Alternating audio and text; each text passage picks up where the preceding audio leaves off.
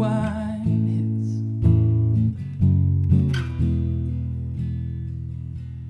The old skin splits. And as the good Lord wills, the good thing spills. I don't have a solution.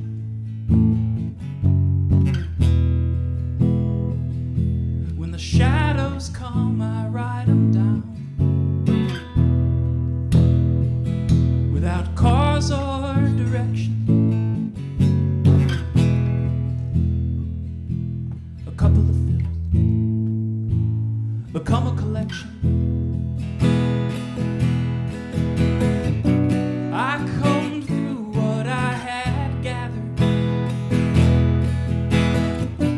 but not a song could I cull.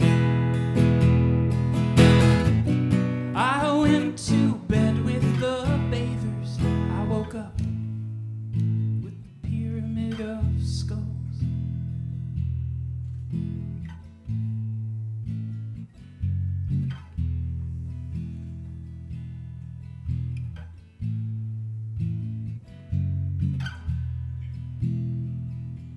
In a hospital room,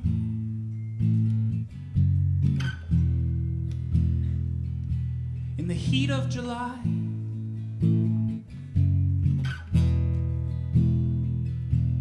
I watched my mother watch her mother die.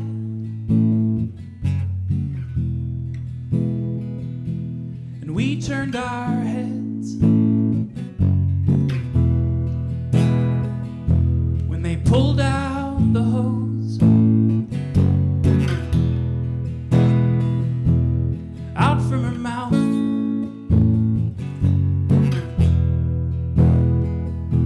Through the back of her throat.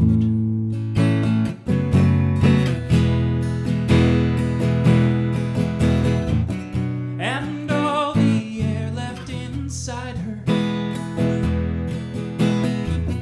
We heard it claw out her lungs.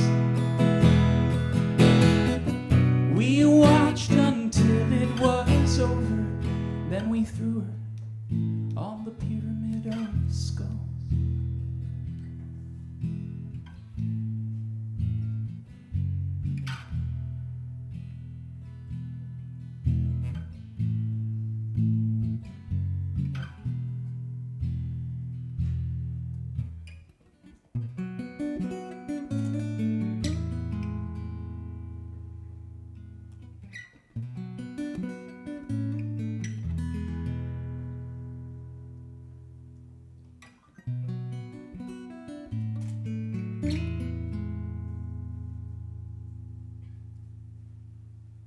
For some time now,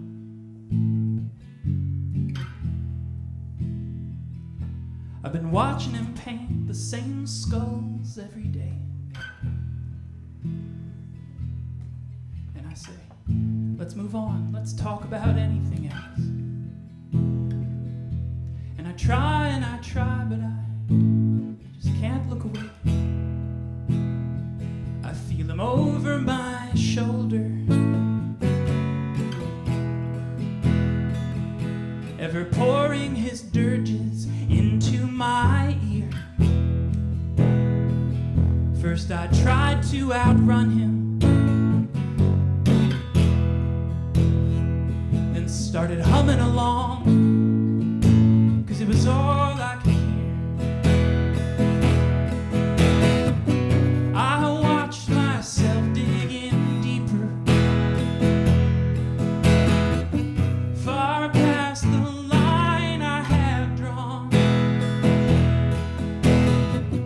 My fever broke in the morning. I looked up and the pyramid was gone. Thanks very much.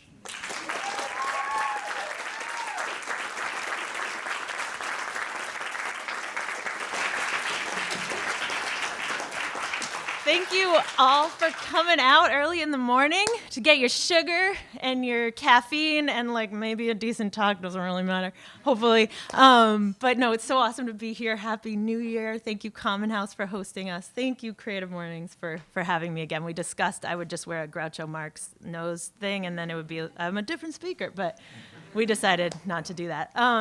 So yeah, first rule of Creative Mornings, everyone is welcome. Second rule, if you have to go, just like go. No one's going to be offended. You can scoot, and it's totally fine. So yeah, all right. So the very first time that my dad came to show and tell in elementary school, he brought with him one single rose. He marched up, and he dipped it into a canister of liquid nitrogen. And then he took it out, and he held it there for a moment, and then he smashed it against the desk, and it shattered on the floor. And in that moment, just before all the kids started squealing and clapping and rubbing their noses, you could hear everyone thinking, I didn't think it was supposed to work that way. I thought flowers were soft and not shattery like glass. And that feeling, that sense that the world we inhabit is more spooky, more surreal. Oh, I forgot to get the clicker. That's when I'd go, surreal. If I was holding a clicker. Well done. More. Hold on. Oh, wait, I'm swiping wrong. More.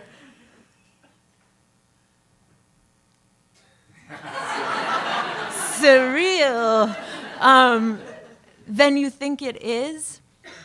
That feeling is honestly something I have been chasing ever since. So I want to just take a quick moment to talk about what this word means, surreal, and how is it different than fantasy, say. And as best I understand it, there's this sort of hard line. There's a chasm. Fantasy, or unreal things, or not real things, they exist on the other side of that line. They are not of our earth. They do not exist. We can imagine them and, have fun drawing them and thinking about them, but they do not exist. Surreal is right on the edge, where they really might not, they probably don't exist, but they might, like they could. A surreal image is one where you're in this kind of gloaming state, in between waking and sleep, where what you're looking at or thinking about, it might be real. And so that's what I think about when I think about surreal. It's right on the periphery, in that sort of gray space. And famously, a lot of the most signature surrealist images, like The Persistence of Memory by Dali, they have that quality where they're not just totally out there. Some part of them behaves in a way that's constricted by the rules of the universe. So these clocks in this hot, sunny landscape, they melt as though they're in the sun. Or Roots by Frida Kahlo, the roots grow out of her living body just as roots would grow if they could grow out of a living body. Or someone we don't typically think of as a surrealist, but kind of is, Walt Disney, who was actually working right around the same time.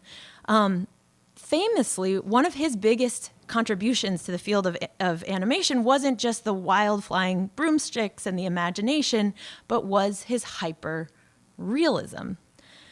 Catherine Schultz recently wrote an article that's partly about this, and she writes, I'm going to just read a quick quote. She says, that Disney actually forced his animators to take life drawing classes at night after their long, grueling days of animating. Actually, I bet it is really grueling. And she writes, it was Disney, for instance, who introduced to the cartoon universe one of the fundamental elements of the real one, gravity. Even those of his characters who could fly could fall. And when they did, their knees, jowls, hair, and clothes responded as our human ones do when we thump to the ground. Other laws of nature applied too. Witches on broomsticks got buffeted by the wind. Goofy, attached by his feet to the top of a roller coaster track and by his neck to the cars, didn't just get longer as the ride started plunging downhill. He also got skinnier, which is to say that his volume remained constant. To Disney, these concessions to reality were crucial to achieving what he called, in an echo of Aristotle, the plausible impossible. The plausible impossible.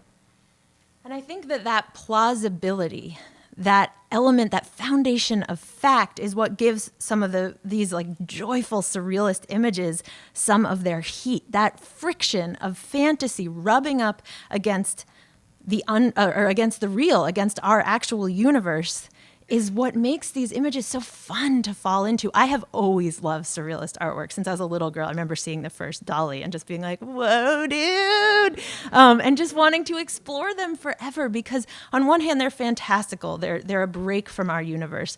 But on the other hand, they seem to exist within it. And I am not an art history major. There may be people in there that are like, this is not the thing. But I think one of the things there is the interplay between your wildest dream and the world in which we live.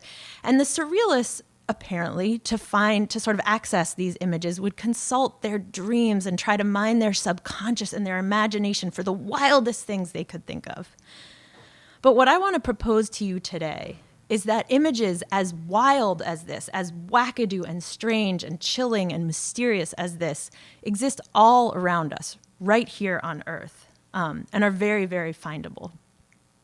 And it was actually a profoundly lush and delicious surrealist image that made me fall in love with radio. So I was 21 years old, and I was living in New York City, didn't like NPR. I was a little snot-nosed, and I hadn't liked it growing up. My parents loved it, and I was always like, turn that off, I want hip-hop. And then, that stuff is so boring, why do they all talk through their noses? And I just totally hated it. And then, and I also I wasn't interested in journalism. I was actually trying to write fiction stories because, again, I was addicted to these surrealistic images. I wanted to think about spooky things. So I was trying to write fiction and working for a woodworker. And one day I heard these two guys yammering on the radio about a kind of firefly. And it was this show that was new at the time. It was called Radiolab. And they were talking about this firefly that didn't behave like fireflies most of us are familiar with. It's a firefly in Thailand that when it's in these big conglomerations, instead of blinking randomly, as we might be used to, they blink as one. They blink in unison, huge conglomerations of them. And I'm going to play you a very short clip. This is the clip that made me fall in love with radio. And I asked, just as you listen, please close your eyes and imagine what is being talked about. So the scientist Steve Strogatz goes on to explain these fireflies. I mean, picture it. There's a riverbank in Thailand in the remote part of the jungle. You're in a canoe slipping down the river. There's no sound of anything, maybe the occasional, exotic jungle bird or something. And you're looking and you just see whoop, whoop, whoop, with thousands of lights on and then off, all in sync.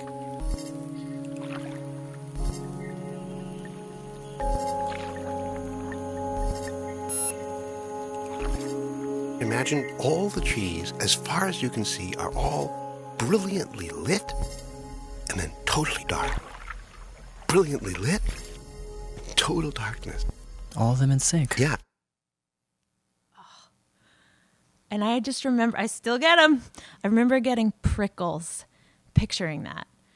This landscape where, for me, the sky was sort of a purpley dusk. There was maybe some constellations that probably aren't in Thailand, because they're the one. And then there were fireflies that, for me, were sort of multicolored on these Christmas trees that reached to the heavens, and they would turn on and off. And I remember just wanting to stay in that image forever, in part because it reminded me of these awesome surrealist images, which are so fun, with the jaw-dropping fact that this exists and this is real. And I think audio, just quick little audio side note, is so well suited for images like this, for stories like this, because as the listener, of course, you are the painter, you are the filmmaker, and you have an unrestricted budget. So you can, I'm sure we all had 100 different images in here. You get to go to town. Are there some shooting stars? Throw them in. Are you being paddled? Are you paddling alone and away from the life that's whatever? You make the perfect image. And radio is so incredibly visual, and that was the first moment I realized it. And it hit me sort of like a freight train, that I was just like, me want live in images like that forever, please now. And, and so long story short, it took about 2 years of begging and cover letters and interning and making coffee and all sorts of things. But eventually I got a job there at Radiolab. And I started looking for stories of my own, stories that had this surrealistic quality. Again, I didn't consciously set out to do this. This is looking back 13 years later and noticing that they all have a sort of common thread. But stories that made me feel that tickle again. And the rest of this episode, by the way, is phenomenal. It's called Emergence. What that intro goes on to ask is, there's no one firefly saying like, all right, guys, and flash. Like, how does order emerge from the leaderless situation? And that episode explores that question and basically looks at the mechanics of how that surrealistic image works. And so that was the kind of storytelling I wanted to do. I just wanted to find those things and then understand how they worked. And so on I went. And the very first story I actually did was about an old man who one day suddenly got plagued by musical hallucinations. Not just a song stuck in his head, but music so loud it startled him out of bed. And he looked out the window to see where the band was, and there was nothing there. Everything else about him was lucid, fine. And so that was the story of him. And eventually, in a way, how these kept him company as like everyone in his life died. And it was very sad. The next story I did was about a girl, a young woman who got a cloak of invisibility, a real one that she got to wear through the world. And how did she get it? Well, the man who she was in love with had a condition called prosopagnosia, which is a form of face blindness. So he couldn't recognize her. He couldn't pull her out of a crowd. They dated for years, and he still couldn't recognize her. And then he broke her heart. He dumped her. She was devastated. But unlike the rest of us, she got to go do this thing, which was painful but soothing. She could go stand outside the outdoor cafe where he worked and look at him, and he couldn't see her. She'd stand there and he couldn't see her. But she's wearing a cloak of invisibility right here on Earth. The next story I did was about a nursing home in Germany, which faced a problem that many nursing homes face, which is that their patients with Alzheimer's or dementia would wake up in the morning, say, why the heck am I in this sterile, weird place, and want to leave. But of course, if they leave and they get out, that's really dangerous. So the common solution is to put people on a locked ward, which is just devastating and sad that you should have to end your life not being able to roam your memories, trapped. But that's what you do. Except this one little nursing home in Dusseldorf, one guy who worked there got an idea and said, well, what if we installed a bus stop out front? And so that when people get nervous, they get out of Dodge, they walk out the front door, they see the bus stop, they're like, freedom, but no bus ever comes. And in that way, a staff member can see them, go sit with them, soothe them, bring them back. And so they tried it. There were people worried, but they tried it. And it worked beautifully. It's something they still use today. And in a way, it's sort of like this quantum bus stop, where you sit in a state of fear and distress, and slowly time itself, the condition itself of forgetting ends up being yourself. And you forget that you wanted to leave, and someone maybe takes you for a walk and you go back in. So I think of that as sort of a quantum bus stop that literally changes states of reality just from sitting on it. I just want to say that illustrators of those top two, illustrator is Daniel Horowitz. He is amazing. If anyone ever has illustration needs, he's like an illustration genius. And the bottom one is just a little watercolor I did on the side. She's also for hire. So I worked at Radiolab for years. A lot of the stories had this quality, and then I kept doing it. A more recent story I did is called How to Become Batman, and that was one of the first stories I did for Invisibilia, which is about a blind man who can ride a bike. And he's not faking. I have held his eyeballs in my hand. They're prosthetic eyeballs. I should have said that first, but he's truly blind. He's been blind since he was 2. And he figured out this way of getting around where he clicked like a bat, echolocation. to test out his environment. Was there something near him? Was there a cliff? And his mother just let him do that in the face of mothers who called her so crazy. They said this is too dangerous. And he would try walking to school on his own. He started riding a bike when he was about 7, and he did have some horrific injuries. He had bloody noses, and people said, how can you let him do this? But she said there's life and then there's living life. And I think there's a difference. And she let her kid explore the world. And he got so good at it that today he can ride bikes. He took me on hikes. He's incredible. And he says in a very real way, though he doesn't have clear memories of seeing, that he feels like he's seeing, like he sees contours, he sees the world. So another surrealist image, this guy headed toward a cliff, hiking with him was insane, but he'd stop. He'd always stop. He would always knew where it was. And just right now, I'm working on a story about a guy who has inadvertently discovered immortality. So we think that you have to die is a pretty basic rule of life, but this guy has reluctantly discovered that you don't, but that's for another day. But it is true. TBD, stay tuned.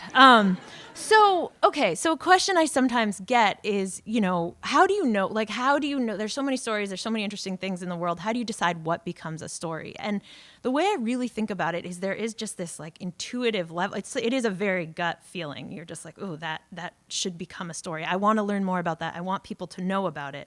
Those signs that are must be this tall to ride. It's sort of truly must be this surreal to do. I don't want to do a story unless it has some element of, I didn't think it was supposed to work that way. And so why? I mean, there's so much important reporting to do. There is so much going on in the world right now. Why spend my life dedicated to finding these somewhat surreal images? Is it just, they're wacky and whimsical and that's fun? And sure, it's partly that. But I think as I've been thinking about it for today, really, why am I so hungry for these? Why does almost why is that my measure, my litmus test for whether or not to do a story? I do think it goes all back to that guy with the those kinds of images. I do think it goes all back to that guy with the rose, my dad. So he is a scientist. He's a very happy, joyful, silly, irreverent, sarcastic man, and a great father. But he also sort of cursed us all from a young age. The minute we could ask a deep question, he was the most nihilistic, depressive realism answer. There's no magic, there's no God, there's no afterlife, there's no point, the world doesn't care. You can't even, you're still on baby foods. And he's you'll soon be dead and no one gives a shit. But in a nice way, and therefore, carpe diem it up, baby, go, and it was he's a really joyful dude. He used that for good.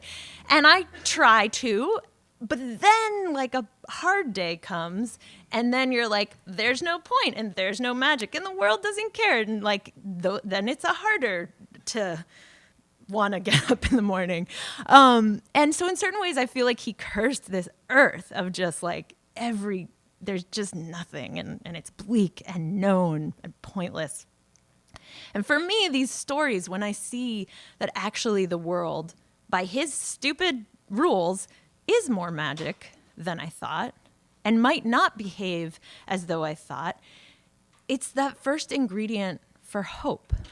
It literally warms me up. It makes me want to stay around. And it's not, I think, for me, just the emotional benefit of, the world is stranger than I thought, so I may as well stick around and try to see more of it. I think it's also one of the first ingredients you need to believe that change can happen. That whatever it might be, a human relationship, politics, science, that whatever sort of stasis or frustratingly stuck, this is just the way it works situation you might be looking at, introducing the hope of the surreal, the hope that I didn't think things worked that way, can keep you alert to ways of changing things. So for me, it's a very primal hunt. It actually is. It's something I sort of need, these images to keep reminding me that things can change. So I'm going to just end today. I'm going to check my time. Hold on. Okay. So I've got like, how much time realistically? Time, people. Because I don't want to go long. Okay. 5 minutes. I'm going to do 5 minutes. If anyone wants to leave right now, feel free to. Okay. Yeah. Okay. So what I'm going to end today is like tricks for finding the surreal. How can you go find some of this stuff? Sometimes an image just, you're lucky it walks into you. But how can you actually unearth this stuff out of the universe? So there's a few ways. I'm going to fly through them. One is what I call shower Wikipedia. This is like a way to get your mind warmed up. So when you're in the shower or swimming or somewhere where your smartphone is not near, enter a question into Wikipedia in your brain. Like the infinity sign, where did that come from? Like it maybe looks a little Greek? Was that, like I could picture that on a stone. Was it Greek? Was it not Greek? Did the Greeks not know about infinity? What's life like if you don't think about the concept of infinity? Was it pre-Greek? Maybe it was pre-Greek. Maybe we've always known about that. That's part of human civilization. Wait, maybe it was recent. And who came up with it? And what does it mean? Is it supposed to look at like the waves? Or like the Ouroboros snake dude eating its tail like twisted? Or the cosine sine? Like, you just try to answer the question and then you realize how many dead ends you have and how like you're not as smart as you think you are and you know nothing. And then you emerge from the shower suddenly like desperately curious to know where the freaking infinity sign came from, right? Like, and then you go find out and then the answer is maybe weirder than the things that you thought up and then you're like, the world is weird. So that's a nice way to just get yourself like alert in the morning. Ask yourself a question. Get your mind in that actually curious state. Next one, when in conversation, ask 3 more questions than you actually care about. So just when you're like, cool, got the weather, got your update, I'm going to go talk to someone I want to talk to, stay there and keep, you're getting a call from Surrey, Virginia. Should I answer? No. Should I? Can I? No, I won't. Okay. Okay. Yeah, like just keep asking questions. And I think it's this, it's like, okay, if we do live in a pointless universe, then actually one of the only things we can change is human interaction. And that's like actually our only job is to be kind to one another and curious enough to treat each other with dignity. So like, that's cool. But also, I think when you do that, when you listen extra hard, when you ask questions about maybe even physical details of what someone's telling you about, when you force yourself to do that muscular listening where you have to keep asking questions about what they're talking about, you start to get off that kind of like cocktail party spiel kind of conversation where it's just like rote and pleasant, but rote.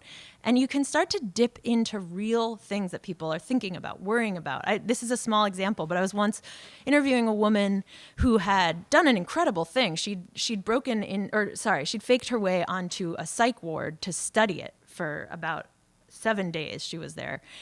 And she wanted to see how people were being treated. And she faked having had a mental break. And she's an amazing woman, but she doesn't sell herself. She doesn't like always tell her stories with the most details. And so I kept asking questions and I was like, what was it like there? And it had been 40 years ago and she didn't have that many memories. And then I was like, well, like, you know, what was the light like? What did it smell like? And she suddenly was like, wow, I had this smell of sour mop that no matter how much the staff members cleaned or sanitized it, that sour mop smell would never go away. And then she kind of paused and she said, it was the smell of neglect. And it was, again, like that's it's small, but it's this surreal image of the neglect in this 1970s mental ward. No matter how much you bleached it, it couldn't go away. Like that's how potent the neglect was. And that inspired her to go try to make things better and try to introduce community care. And it's like those, I think when you just force yourself to keep going, break the rules of polite society. I'll just fly through that one. Like, just be rude. Ask the rude question. Like, this is the hardest as a Northeasterner for me to do, but just ask what you're actually thinking and ask it with an open heart and curiosity. And it's amazing. People will answer, honestly. And also like interrupt a little bit. So oddly, I'm saying listen and interrupt, but interrupt I think can show that you're like jazzed and you want to listen, and cash in your expert badge. Man, if someone thinks you're dumb, who the F cares? Like, guess what? They might think you're dumb, and in exchange for that, you get to learn about how something actually works. And people's hackles go down when they realize you don't know everything about their field, and then they actually tell you things. And that's my favorite, hands down favorite thing about being journalist is like you get to wear an amateur badge and you just get to ask questions to really smart people and just say like, sorry, I don't know the exact history of Marxism. Can you help me? And then they talk to you, and it's great. I'm going to skip this one, but basically tell people what you think the meaning you're seeing in their story. Tell them, yodel it to them. I guess I'm not skipping it, I'm doing it. And then let them have a chance to see what that sparks in them. They may be like, you're totally wrong. It's not this, but it's this. It's cooler. Or you're right, and that makes me think of that. I think of this as yodeling because it can like shake loose an idea. We can exist on either sides of a chasm from each other, or we can like shout out our idea, see how it echoes back, shake out some new rocks. And that I think is like this beautiful, that's what conversation's about. Let's shake ideas loose, even if we mildly offend or we get it wrong. Give people a chance to respond to your assumptions or the meanings you're reading out of their tale. And finally, it's like such a lame one, but I think one of the most important ones. Precision of word choice. When you're writing up a story, if you're a journalist, whatever, when you're writing up a document, a memo, when you're writing an email, whatever it is, or when you're arranging a piece of artwork, think about how can I give a tiny gift to the person I'm talking to or I'm writing for? How can I pull out what is surreal about the thing I'm talking about? And I'm going to just play one very short clip to end, which is something, it was a Radiolab piece. It was the intro for their episode on space. And the scene is one of the most boring scenes you can think of. It is nerd astronomers stargazing in a parking lot in Long Island. So, cool. And, but I want you to listen to what Jad does with the word touch. He uses the word touch very sneakily in this scene. And yeah, all you need to know is that they're stargazing. Think about how boringly you could write this scene, and then think about how he does it. They're stargazing, they're looking at the star Albireo.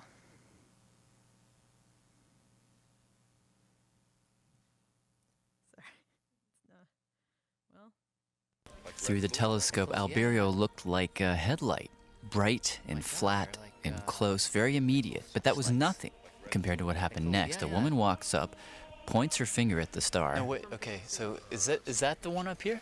And touches it. That one right there. Oh my God. Touches the star. That's really cool.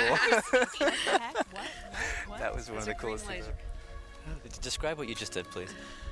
I turned on my green laser and I pointed at the star. It was one of the coolest things I have ever seen. Her name was Linda. She had a pen that was a laser. When she turned it on, a focused, bright green beam of light sprung from her hand to the star. Like a long green finger, she literally touched the star. And for a moment, I forgot the ground underneath my feet and that star, Albireo, was 50 million light years away. It seemed right there.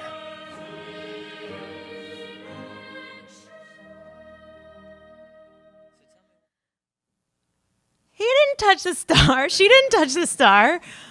And he's factual about it. He gives you this moment of, oh my God, like, what does that mean? And then there's this giant pause for your brain to go, is she touching a star? How does she touch a star? Is our world even crazier? Okay, she uses a light beam, but it's like high enough that it can actually point. You'd be like a pointer. And then he kind of fact checks it.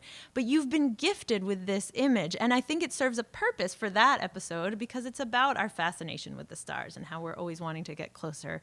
And so I think about that as as sort of how can you tuck in little moments of joy, of surprise, of making the world feel less known than we think. And you can do it with one single word. You can do it with how you arrange your words, with what you tell first and what you tell second. And I think that this is an act of service in a certain way that we can do for each other, to think about how to give these little gifts if we're creative people, how to like be obsessive and make so many drafts and then give something that shakes up somebody's world. So go out there, look for the surreal. If you find it and it's really awesome, please tell me about it. I would love to hear. L Miller, or at L Miller NPR is my Twitter, at L Miller NPR. And yeah, thank you all for coming this morning.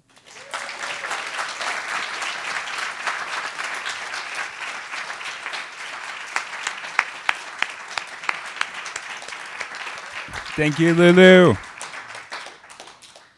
All right, we have a hard stop at 10 in Creative Mornings fashion. If you need to go, that's okay. Please try and do so quietly. But if you can stay, can we do 5 minutes of questions with Lulu? Coming. These are all the other things I cut to get you to work on time. There he is. His mind has just been blown. He has just encountered the surreal. It was a fan. He saw a fan. He saw a fan.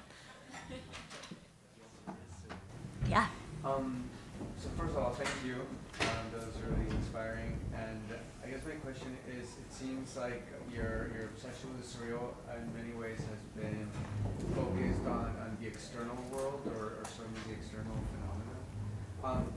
Are you also interested and have you explored more of sort of the things that are surreal within us, and also like how do we define what's real and surreal within us for you? Yes. Oh, I am fascinated by that. I don't know if you could all hear it. Have I explored the surreal? It seems like a lot of these are about the external world, but what about finding the surreal within us? And I do think actually some of these stories, in particular the Batman one, I'm just fascinated like a hopeless, college stoner with perception. And I think a lot of these stories actually are about perception and about what we experience and how what an individual experiences is different from another individual.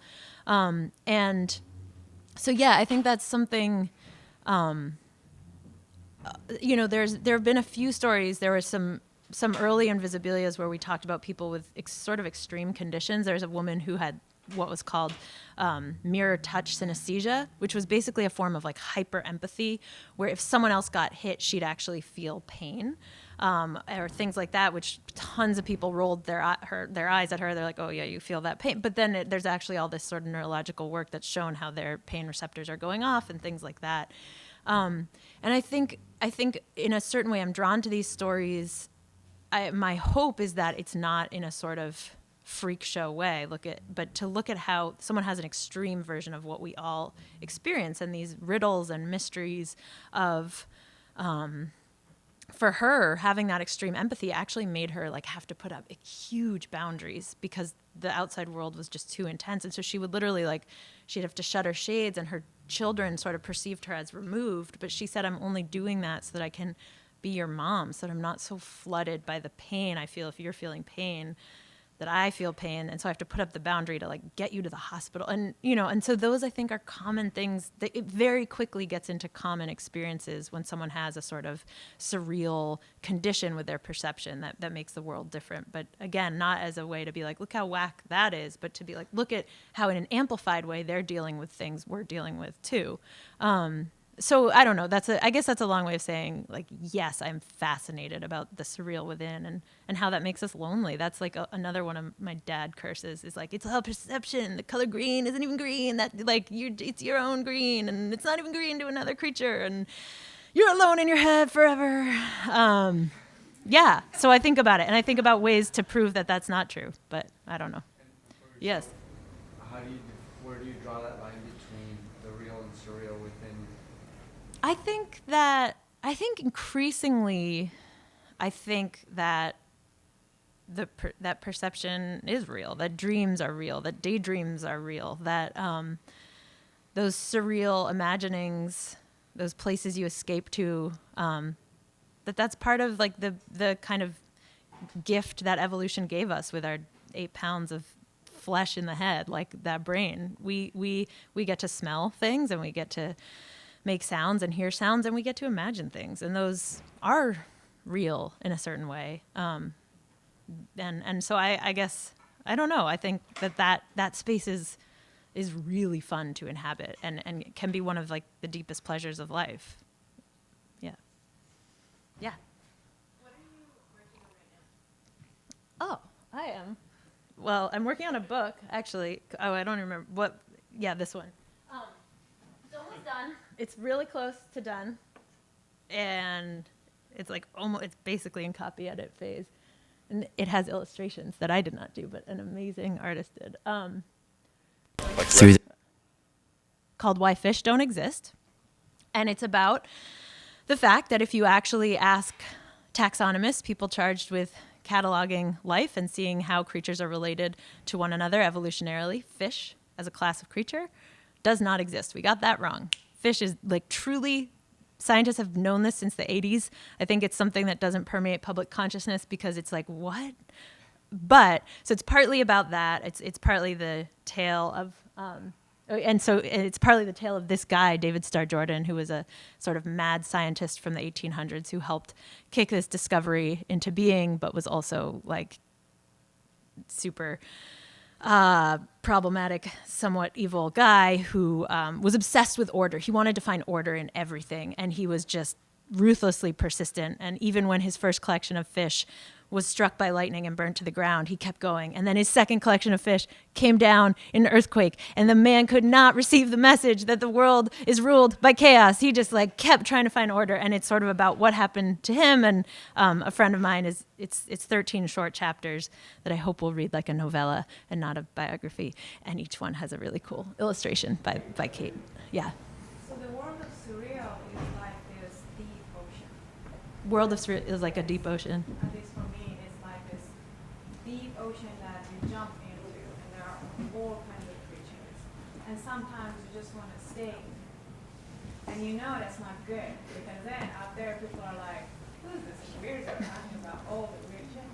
But how do you come out? I hope you can all hear this. I'll keep going. How do you come out? How do you come out, and how do you adjust to the world of real people? Reality. So I don't know if you could hear it, but she said the world of surreal to her is like this deep ocean or water where there's all these surreal creatures, and it's so fun to stay in there. But of course you have to come out. And how do you come out, and how do you adjust to reality? I don't know if you have to fully come out. I mean, I think it's obviously easier to do alone. And it's nice to be present with people. I mean, I think it's rude to like be in a conversation and be elsewhere, you know, but which we all do all the time. So, okay, I'm changing my answer as I say it. I think you should come out. But I think actually, honestly, this is one of the deepest pleasures for me. You know how at fancy bathhouses, there's always the ice bath and then the hot bath, and then like the hot bath is so much better from the ice bath, and then your blood's all like cleansed and the toxins go away. And okay, so what about that for just perception? You know, you're in a deep imagination, and then you walk out into the world and you run into someone and you force yourself to stop imagining and be alert to what they're actually saying.